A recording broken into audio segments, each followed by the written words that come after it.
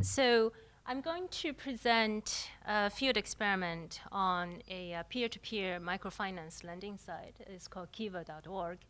And this is joint work with my computer scientist colleagues. So if you will, this is a combination of field experiment with recommender systems. And the last co-author we have, Webb Phillips, was on the staff of Kiva who helped implement the experiment. So for the economists in the audience, this is a study that explores using group identity as a behavior mechanism to increase contributions to public goods. There is a large literature on the effect of identity, sort of the positive effect of intergroup preferences, that it increases cooperation in the lab and helps coordinating to more efficient outcomes. And but there are relatively fewer field experiments that looks at the effect of identity on cooperation. There's one old experiment published in psychology journals, which looks at team competition and public goods provision as a fruit-picking task. But because it's carried out in the brick-and-mortar world, the communications were not recorded. So we, when we run the experiment online, we actually have more data to look at the mechanisms. So let me just jump in on our site. So we run our experiment on Kiva.org. So this is the landing page on Kiva. So on Kiva, Kiva was founded in 2005. So it matches citizen lenders to entrepreneurs in developing countries. And so usually these are people who do not have access to the formal banking sector. So anybody can make a $25 or up loan, which is interest-free from the lender's perspective. But the borrower usually pays an interest because the field partners, the local microfinance institutions, need to charge some interest to administer the loan. And the only truly interest-free loan is the ZIP, which says here, the Kiva ZIP program. So Kiva has been fairly successful in making a lot of loans to about 2 million lenders, 1.5 million borrowers, and from 2 million lenders. So when I first started, it created a lot of buzz.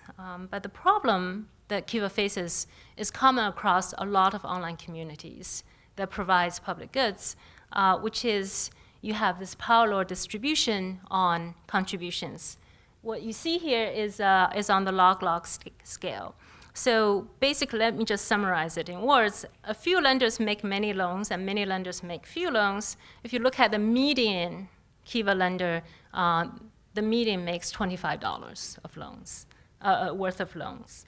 So, and a third of the lender actually have never made a single loan. So Kiva's challenge is how do you increase lender engagement and make them sustain their interests on site.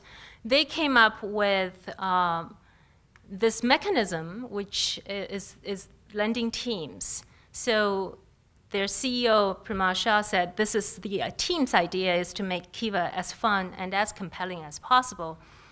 And lending teams were created in this mechanism started in August 2008, and so basically they said, let there be teams. Anybody can create any team. And right now there are about 37,000 teams. But there are also a lot of heterogeneity among the teams. So for people who study social identity, it's very easy to see why teams are fairly effective social groups. So this is the lending team for Team Canada.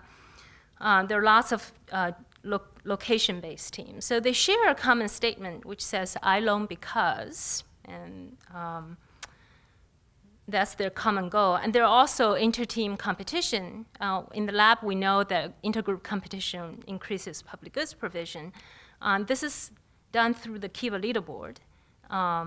And there's also, in the lab, we know that communication also increases public goods provision.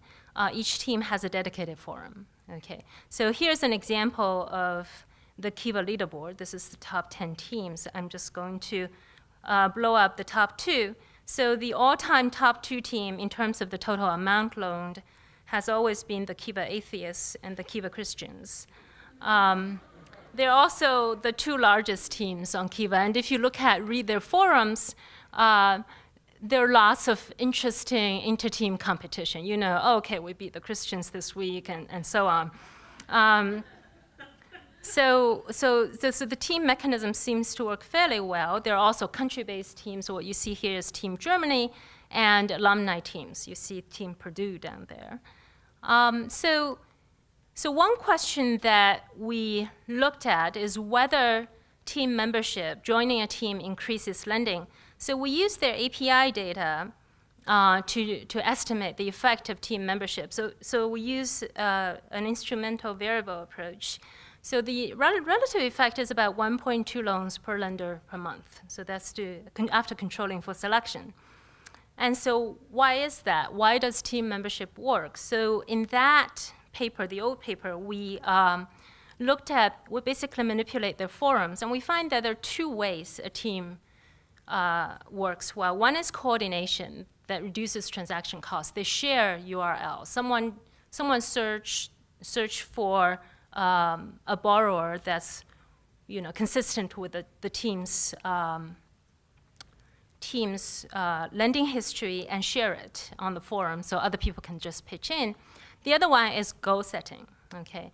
However, 82% of the Kiva lenders do not belong to any team. So when I present the old paper, usually there are people coming from the audience saying, oh, I'm a Kiva lender, but I don't even know that teams exist. So we went to present our results to Kiva and said that, we can help this. We can help recommending users to teams, and that should increase lending. We speculate that it should increase lending.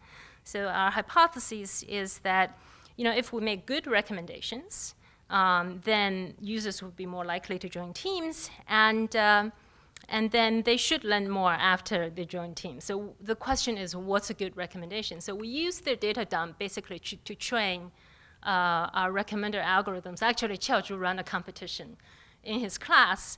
So we basically use the winning algorithm. So we crowdsource the problem. And these are results coming out of Qiao's machine learning class.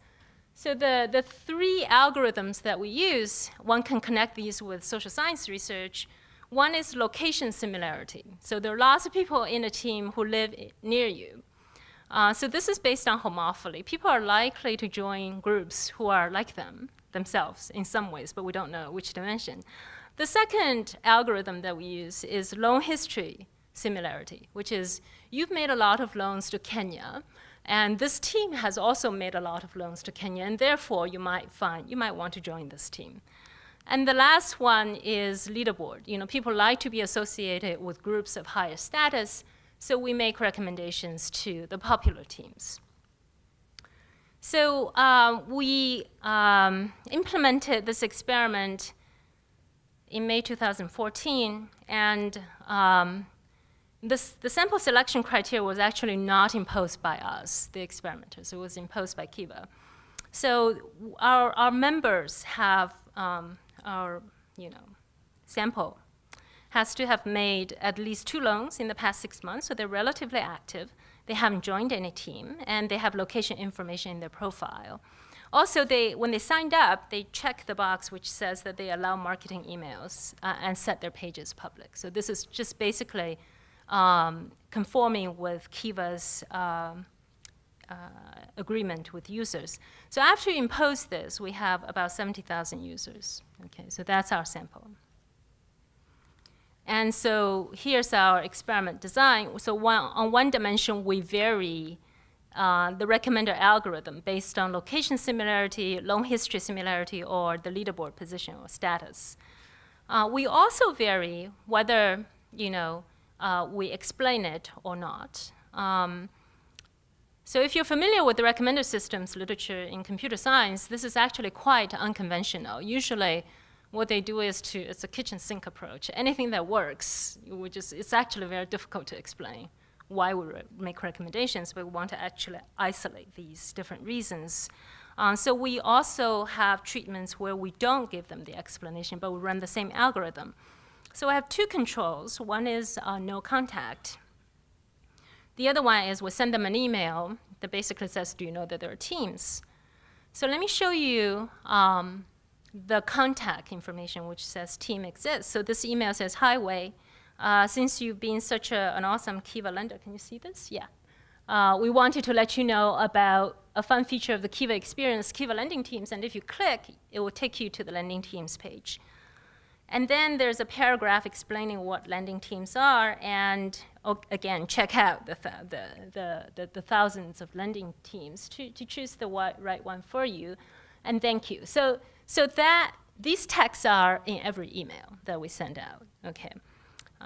So that's the generic one. And the recommendation, so how do we build our recommenders? So for location similarity, we say, other lenders who live near you enjoy being part of these teams. So that's the top three based on location similarity. So that's lender team location similarity, which is, if you guys are all one team, we calculate the lender-lender similarity. So between me and each one of you, I'll take the average. Okay. And for loan history similarity, we say based on your past lending, people who have made similar loans enjoy being a part of these teams. So again, 3 recommendations. So why 3? Because that's what our Kiva communication staff told us. And for the status treatment, we say here are some of the most popular teams. So those are the top, not the top 3, the top 4 on the leaderboard at the time. So everybody in this treatment was recommended the atheists and the Christians. And we skipped HP, which was the 3rd one on the leaderboard at the time, because it was actually a team for HP employees, and Kiva asked us not to recommend that team. And then the 4th one on the list was guys holding fish. So this is a team that make loans to fishermen and people in the fishing industry. So then there's, when we don't explain it, we just say, here are a few teams you may want to check out. Okay, so that's our intervention. Any questions? All right, so what do you think? Which one is the most successful in getting people to sign up for teams? Which one?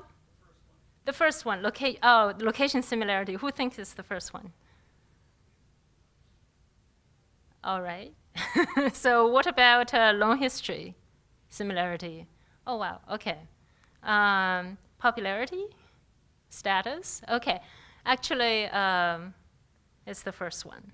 So it's location similarity. I'll show you the data. This is the raw data. OK, so we send emails to these. We basically roughly evenly divided our sample. So they're randomized into these different control and treatment conditions. A third of the user opened their email. OK, so the first column is our intent to treat, and this is actually the treated group. And these are the number joining teams. The graph is more intuitive. So what you see here, the highest column is the location similarity with explanation. So the orange bars are those who joined recommended teams, and the blue bars are those who joined teams other than the recommended teams. Okay. So that's the first part. And if you look at regression analysis, it's intuitive. Okay, so basically, every treatment did better than the control, the no contact, except the team exists. And if you look at the treatments, how do they compare to the team exists? The effect that has the treatment that has the largest effect is location with explanation. And so homophily, so this is a little strange because these are virtue teams. So why would they care about location? So I've discussed this with various people, and people say, well, you know, these are like sports team. People like to join and route for their local team. Okay. So the two homophily treatment actually did the best. They're better than the team exists result. So that's the first result, which is what attracts people to teams. The second result is the magnitude, which is the effect, which is, so we did the, again, two-stage IV regression. And some of you might remember that Roy Chen, one of my co-authors, presented our first study here probably 2 years ago. And at that time, our instrument was very complex and convoluted. This time, we have a better instrument. So our instrument is whether you received an email, and that's randomized by the experimenter. So the idea is, yes, receiving an email increases your likelihood of joining a team.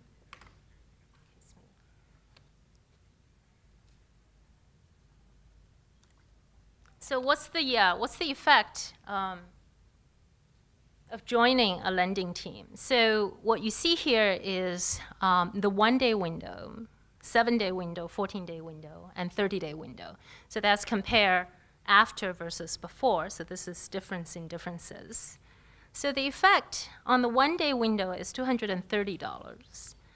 The 7-day window is $44 per day and about $300 per week. And then the effects are not significant after a week. Okay. So let me just summarize what we have. So we find that the team recommendation email significantly increases the likelihood that a lender joins a team compared to the control. And of these different algorithms, location with explanation has the largest effect. And for people who joined the team, their average lending amount increased by about $230 in the 1-day window and $308 in the 7-day window. This is quite large considering that the median Kiva user has made a $25 loan. And we sort of ran out of, the effect is not significant anymore. We think what we have hit is their budget constraint, which is typically they have also interviewed users themselves.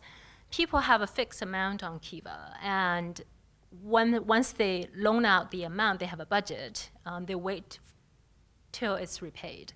Then they loan out again. So it takes between 9 months to a year for the loan to be repaid. So I think we just, people basically exhausted their budget.